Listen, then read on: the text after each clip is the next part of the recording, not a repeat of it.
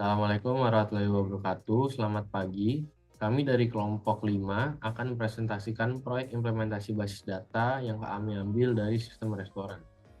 Kelompok kami terdiri dari 3 orang. Yang pertama saya sendiri, Samuel Geraldo. Saya Muhammad Haikal Sulaiman. Saya Muhammad Syakir Abadi. Nah, pada presentasi ini kami akan menjelaskan yang pertama yaitu konsep dan struktur basis data sistem restoran. Lalu yang kedua kami juga akan menjelaskan penggunaan perintah SQL untuk memenuhi kebutuhan sistem. Kami akan menunjukkan bagaimana perintah seperti join, group by, filter, where, view, order by, dan subqueries diterapkan. Lalu yang ketiga, demo hasil implementasi query dalam database. Mari kita mulai dengan penjelasan struktur basis data yang dirancang. Saya akan menjelaskan bagian ini. Oke, saya akan lanjut ke struktur basis data. Nah, basis data kami sendiri terdiri dari 6 tabel utama. Yang pertama ada tabel menu, yang isinya menyimpan informasi menu restoran, lalu ada pelanggan, isikan informasi pelanggan. Yang ketiga pesanan, isinya mencatat data pesanan yang dibuat oleh pelanggan. Yang keempat reservasi, mencatat data reservasi meja pelanggan. Lalu yang kelima karyawan, menyimpan data karyawan restoran. Dan yang terakhir tabel pembayaran yang isinya mencatat transaksi pembayaran untuk pesanan. Nah, untuk contoh relasinya sendiri, seperti setiap pelanggan dapat membuat banyak pesanan, lalu setiap pesanan terdiri dari satu atau lebih menu, dan harus memiliki pembayaran. Yang contoh ketiga, tabel reservasi terkait langsung dengan pelanggan, dan tabel pesanan terhubung dengan tabel menu serta pelanggan. Selanjutnya, teman saya Muhammad Haikal Sulaiman akan menjelaskan penggunaan perintah SQL pada basis data ini. Terima kasih untuk mahasiswa Samuel Geraldo. Saya akan menjelaskan penggunaan dari join, filter, dan juga order by pada basis data ini. Yang pertama kita akan menggunakan join. Biasanya join ini digunakan untuk menggabungkan data. Jadi prompt-nya mungkin seperti ini.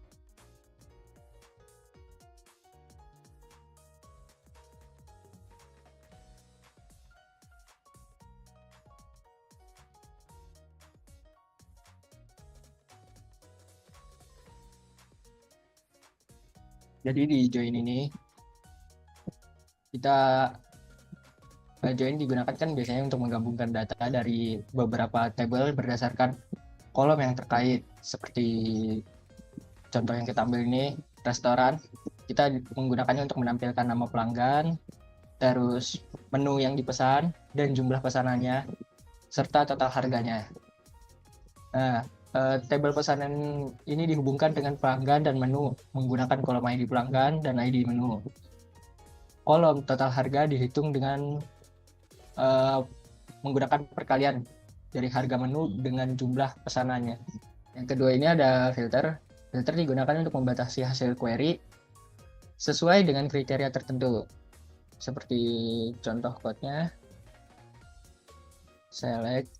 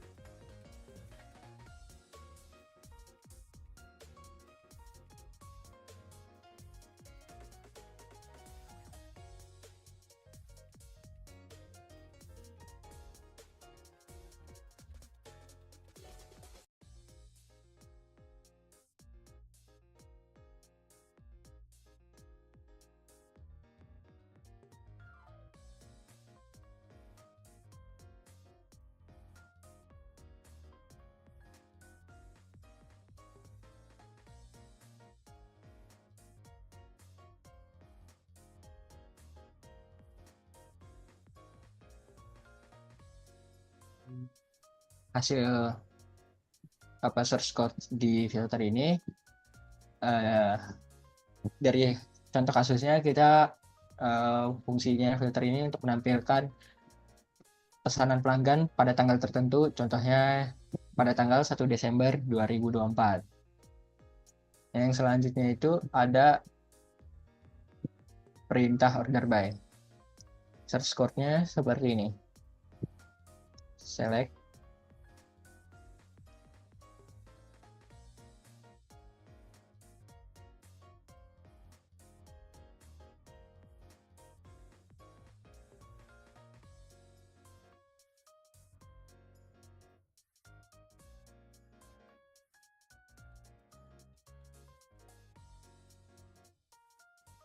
Di order by ini biasanya digunakan untuk mengurutkan data, seperti contoh kasus di basis database restoran ini, kita mengurutkan menu berdasarkan harga dari yang paling mahal ke yang termurah.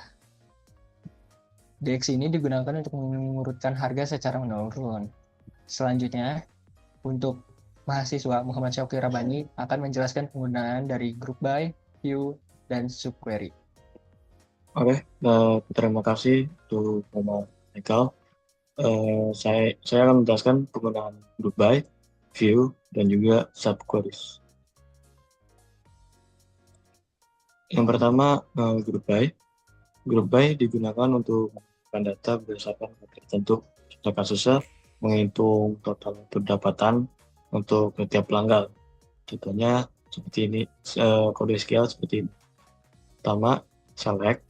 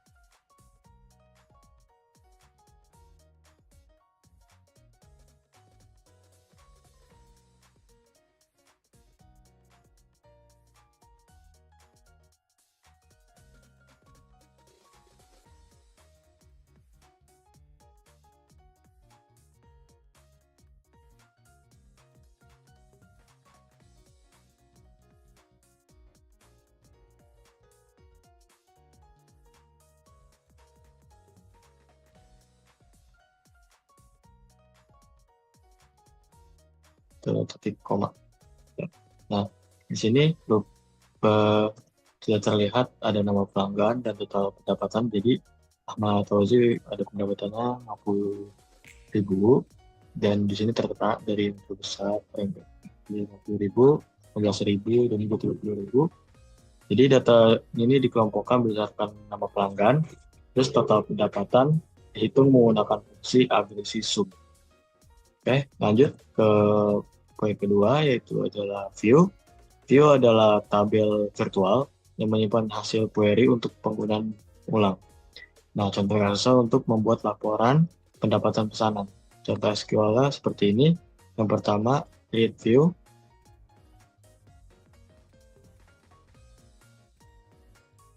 Lanjut dengan laporan pendapatan.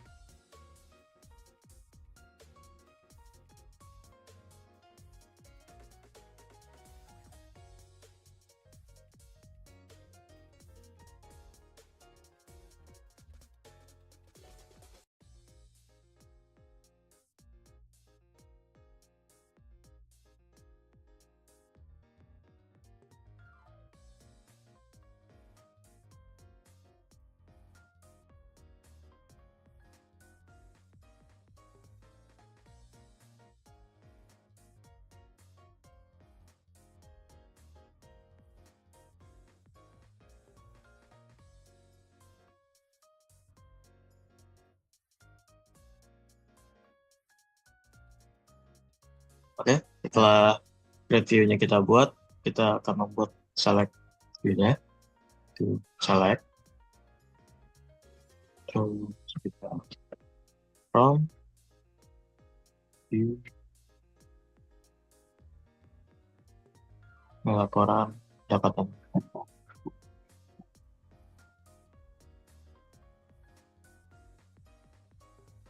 Nah, jadi udah muncul view laporan pendapatannya dari ID pesanan, nama pelanggan, atau harga. Nah, view laporan pendapatan menyimpan query yang sering digunakan. Jadi, ini laporan pendapatan di restoran. Oke. Untuk selanjutnya, untuk poin ketiga, subqueries akan dijelaskan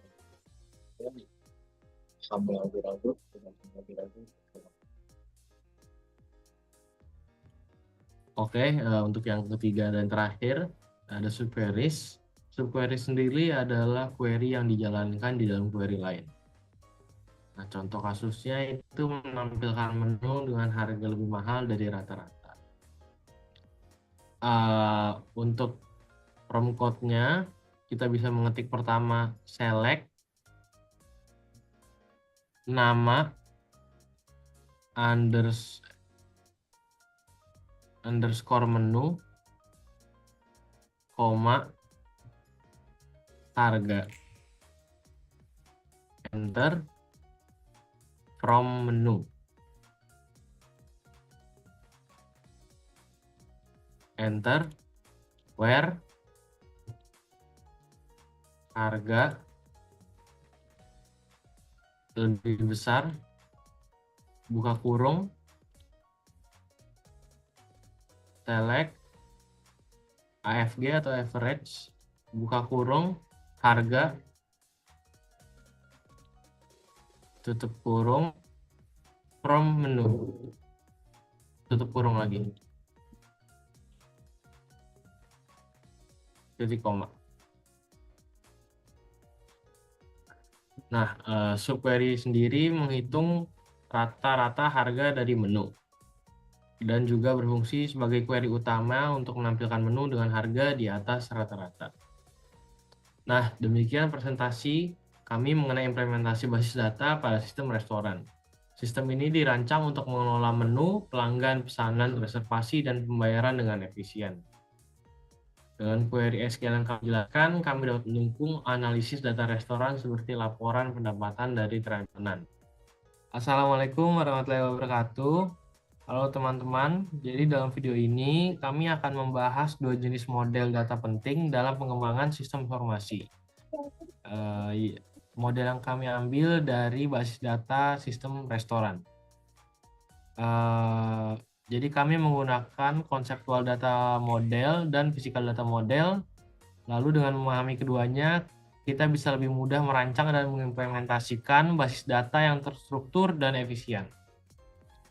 Nah, pertama-tama mari kita lihat konseptual model data model. Yang biasa disingkat dengan CDM. CDM adalah representasi abstrak dari sistem data. Model ini digunakan untuk menunjukkan hubungan antar entitas dalam sistem secara umum dan logis, tanpa memikirkan detail implementasi. Nah, contoh pada gambar CDM yang diberikan terlihat entitas seperti menu, pelanggan, pesanan, pembayaran, reservasi, dan terakhir karyawan.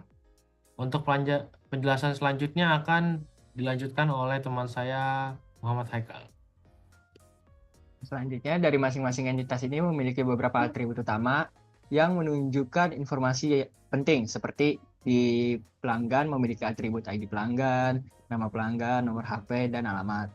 Di pesanan memiliki atribut seperti ID pesanan, tanggal pesanan, dan jumlah. Hubungan antara entitas ditunjukkan secara jelas. Misalnya, pelanggan memesan menu yang direpresentasikan dengan hubungan antara entitas pelanggan dan menu melalui entitas pesanan.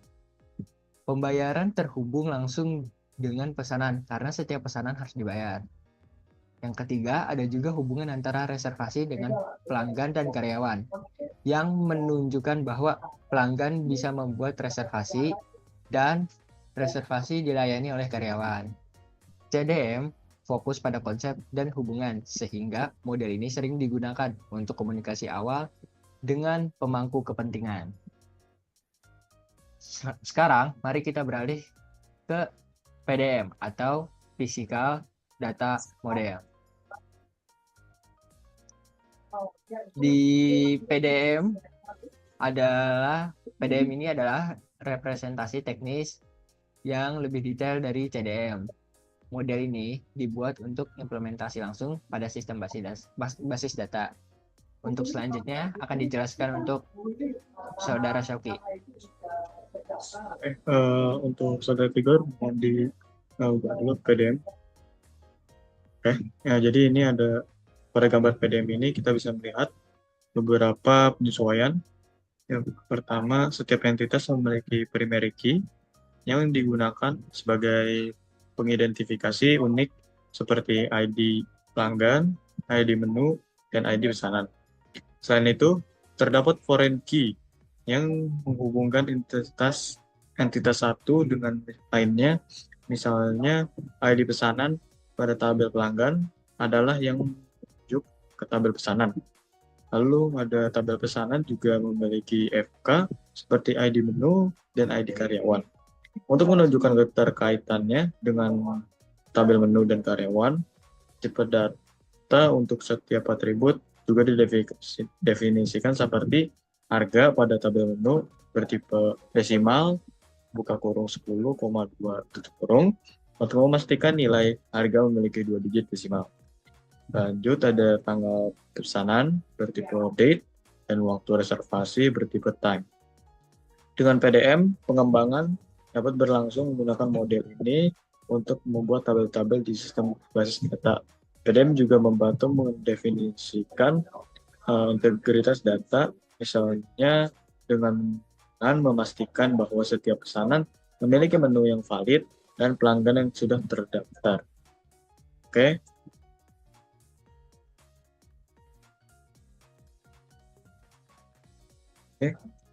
Jadi itulah perbedaan utama antara CDM dan PDM.